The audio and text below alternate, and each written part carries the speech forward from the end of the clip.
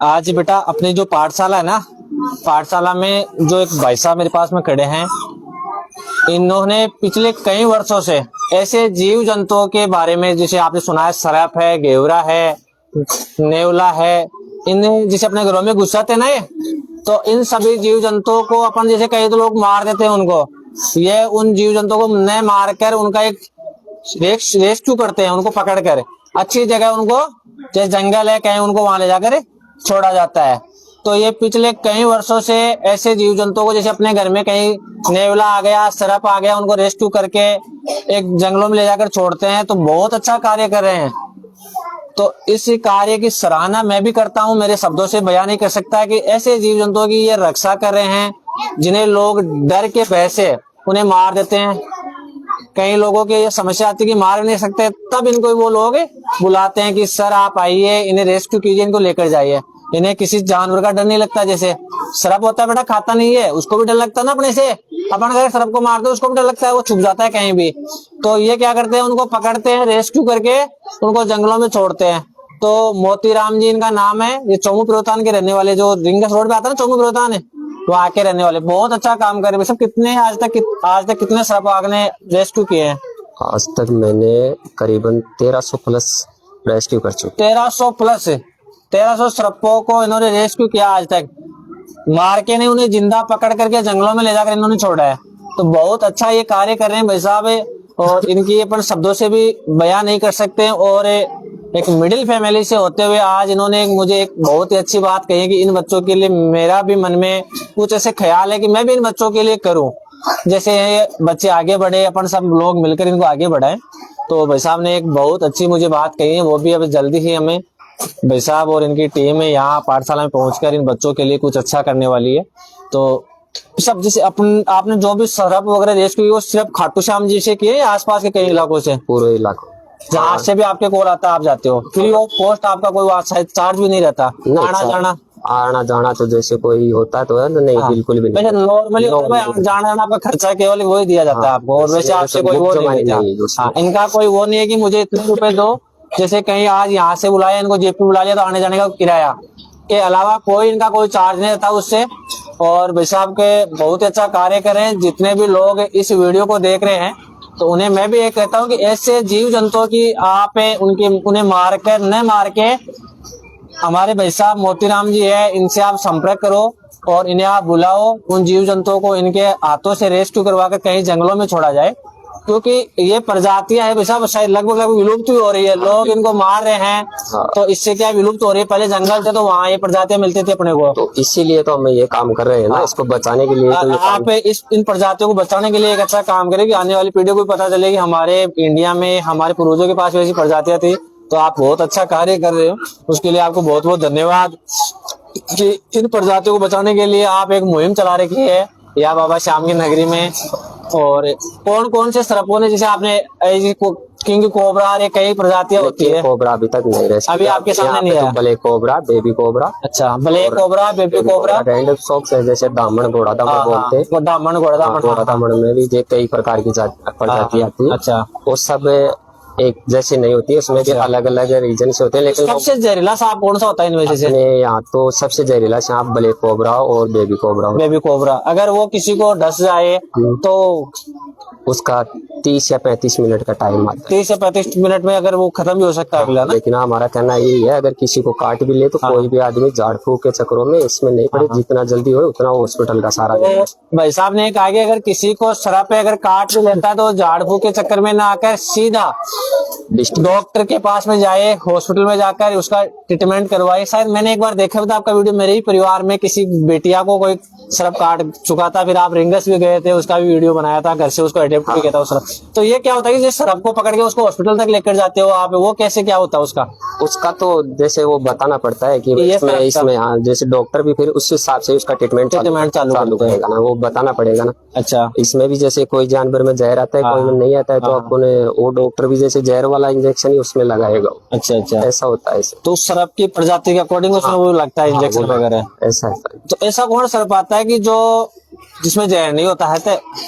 हाँ, है ना, जैसे अपने घोड़ा दामन है, घोड़ा दामन है, हाँ घोड़ा दामन, इनमें जहर नहीं आता वैसे। इसमें नहीं कभी आता। हमारे कई बच्चे ऐसे जो सरप को पकड़ लेते हैं, जैसे घेवड़ा है, घेवड़ा में जहर नहीं आता। घेवड़ा में जहर नहीं आता, डर लगता है थोड़ा घेवड़ा की जहर है, बट जहर नहीं आता उसमें।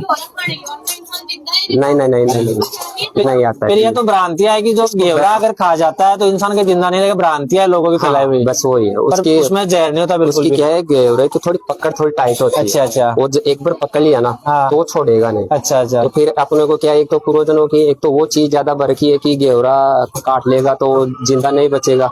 एक मारवाड़ी कहावत में भी है कि घेवड़ो लड़े और परे पड़े हो। हाँ, तो ज्यादातर साइकोलॉजी की भाव हो जाती है लोगों की, वो साइकोलॉजी बनाई हुई है कि घेवड़ो लड़े और परे पड़े हो। तो घेवड़ा में वैसे जहर नहीं आता बिल्कुल भी। घेवड़ा में जितनी भी प्रजाति है ना उसमें बिल्कुल भी नहीं है, किसी भी प्रजाति में नहीं है। यार जो नेवला होता है उसमें तो शायद अभी तक किसी को ऐसा केस आपके सामने शायद अभी तक आया नहीं है। तो लेकिन हमारा कहना भी यही है कि इस चीज का भी जैसे हो सके जितना पहले डॉक्टर से सलाह लेना चाहिए, अपने खुद के इलाज के भरोसे नहीं रहना। जैसे झाड़ फूक के चक्कर में अपने घर पे जो देसी इलाज करते हैं, रस्सी बांधना वो करना, आप अपने ज्यादातर इंसानों की मौत भी इनके चक्रों से ही होती है कि किसी को काट लिया तो वो क्या करेगा कि उसको वो उस मंदिर पे ले जाओ और वो तांत्रिक वो निकाल देगा, उतना वो टाइम अपने वेस्टेज कर देते हैं। वेस्टेज करने से जितनी देर में इंसान की मौत हो जाती है। तो हो सके जितना बाद में जाओ, चाहे उसमें जो भी देवता के जानना चाहते हो, लेकिन पहले हॉस्पिटल का सारा पहले आप सब लोग। तो दोस्तों, अगर किसी के घर में ऐसी कोई समस्या हो तो पहले अगर किसी को सरफ डस जाता है, नेवला डस जाता है, पहले डॉक्टर के पास जाइए, झाड़ फूक के चक्कर में ना पड़े। क्योंकि सरफ की भी कई प्रजातियां होती है, अलग अलग प्रजातियों के सरफ होते हैं, तो उनमें अलग अलग तरीके के जहर होते हैं। तो आप डॉक्टर से सलाह लीजिए तुरंत जाकर। और किसी भाई और बहन के घर में अगर ऐसी समस्या हो तो हमारे बड़े भाई साहब मोतीराम जी हैं, इनसे आप संपर्क कीजिए। चोमू बिरोतान के रहने वाले। भाई साहब एक आप नंबर ही बताना, आपके मोबाइल नंबर है 87 400 87 110 86 भाई साहब के नंबर है 87 400 86 110।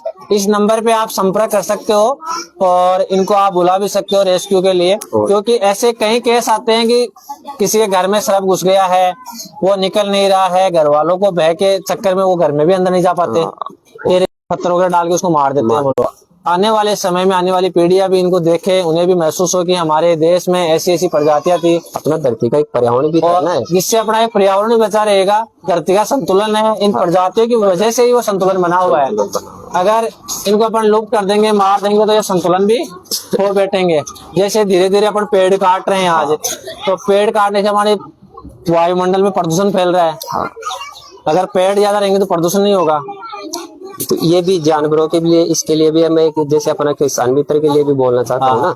जैसे आज से 20 साल पहले कौन से आदमी खेती में ये दवाई देते थे? क्यों नहीं देते थे? क्योंकि पहले इतने जानवर थे कि वो कीड़े कीटाणु का भी ये काट लेते। अभी इनको तो मार मार के कम कर दे। और अपनी खेती के अंदर देख लो क्या कंडीशन हो रही है। हाँ, तभी तो अपन जैसे खेतियों में आजकल हर एक प्रकार की दवाइयां डालते हैं। दवाएं डाल, सबसे बड़ा चीज कारण ये हो गया कि जीव जंतु नहीं है। पहले जीव जंतु थे, कीटाणु होते थे तो वो काट लेते थे, अपना पौष्टिक उन्हें मिल जाता था। और अब जीव जंतु तो है नहीं, तो सबसे बड़ी समस्या ये भी है। तो आप सब ऐसे जीव जंतुओं को बचाइए, उनके संरक्षण में हमारे मोतीराम जी काम करे, हम भी इनके साथ में जुड़ रहे। जब भी हमारा प्रयास होगा हम इनका सहयोग और सपोर्ट करेंगे ऐसे जीव जंतुओं को बचाने के लिए। तो साहब, आज आप पाठशाला में भी पहुंचे हो और आपने एक सोच लेकर आप पहुंचे हो, जो आपकी उम्मीद थी, इच्छा थी, जो भी आपका सहयोग और सपोर्ट है, तो मैं उसके लिए भी बहुत बहुत धन्यवाद आपको ज्ञापित करता हूं कि आप ने ये चीज सोची है कि मैं भी इन बच्चों के लिए करूं। क्योंकि आप जीव जंतुओं के लिए तो कर ही रहे हो, साथ में इन बच्चों के लिए भी सोचा आपने। और काफी दिनों से मुझे पता है कि आप काफी दिनों से, मेरी आईडी है सोशल मीडिया पे भी आप फॉलो करते हो हमें, और आपके कमेंट्स वगैरह मैं देखता रहता हूँ। तो जैसे ये अपने पाठशाला में 120 बच्चे हैं। अभी 2 बच्चों से हमने इसको स्टार्ट किया था, आज 120 बच्चे हैं। अभी इन बच्चों के लिए बेंच वगैरह भी अभी बनवाई थी।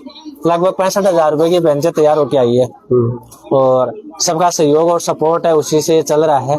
और धीरे धीरे हमारी कोशिश है कि कारवा लगातार बढ़ता रहे। और आज 120 बच्चे हैं, आने वाले समय में 500 बच्चों को अपन पढ़ाए, ये भी हमारी उम्मीद और आशा है। हम भी यही चाहते हैं। तो भाई जैसे जैसे आगे आगे बढ़े तो अच्छा है ना। इसमें बहुत बड़ी बात है। आपको भी धन्यवाद है इस चीज के लिए। आज जैसे बच्चे बेंचों में बैठे हैं, इनको कितनी खुशी हो रही है कि हम भी आज एक प्रॉपर स्कूल की तरह इन बेंचों में बैठ के पढ़ रहे हैं। सारे बच्चे कितने खुश हैं। दोस्तों को और सहयोगियों को बहुत बहुत धन्यवाद देते हैं कि वो पिछले 3 साल से इस एक मुहिम में हमारे साथ जुड़कर हमारा सहयोग और सपोर्ट कर रहे हैं। और सब बच्चे प्रॉपर पाठशाला में आ रहे हैं, अपने यूनिफॉर्म में आ रहे हैं। और आज इन बच्चों को मैं अभी इनको वृंदावन धाम धर्मशाला खाटू श्याम जी तोरण द्वार के पास में लेकर इन बच्चों को जाऊंगा।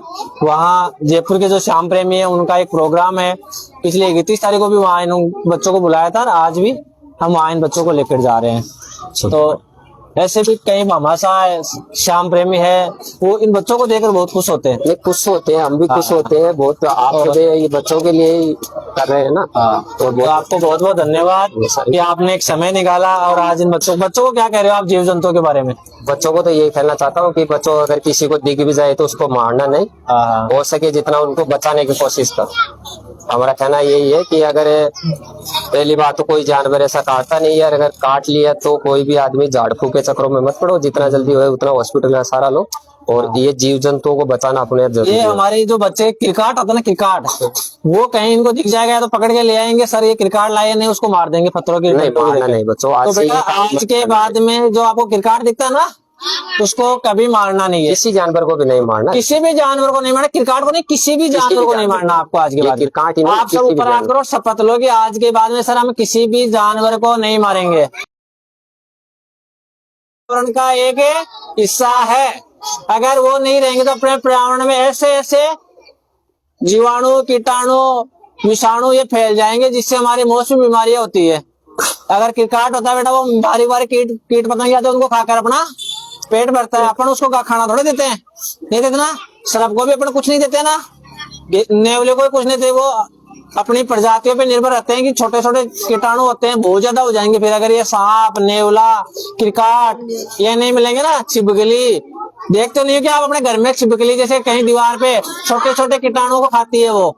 तो ऐसे जीव जंतु को मारना नहीं चाहिए, या तो आपको डर लगता है उसको पकड़ के कहीं साइड में छोड़ दो। अगर ऐसे जीव चले जाएगा, या खुद ही चले जाएगा बेटा, उसको खुद को भी डर लगता है कि मुझे मार देंगे, बच जाता है वो खुद भी। तो आज के बाद नहीं मारेंगे ना साहब। तो आज भाई साहब की ओर से हम सब शपथ ले रहे हैं कि आज के को नहीं मारेंगे, नहीं मारेंगे ना। तो सब प्रॉमिस करो ऊपर हाथ करके।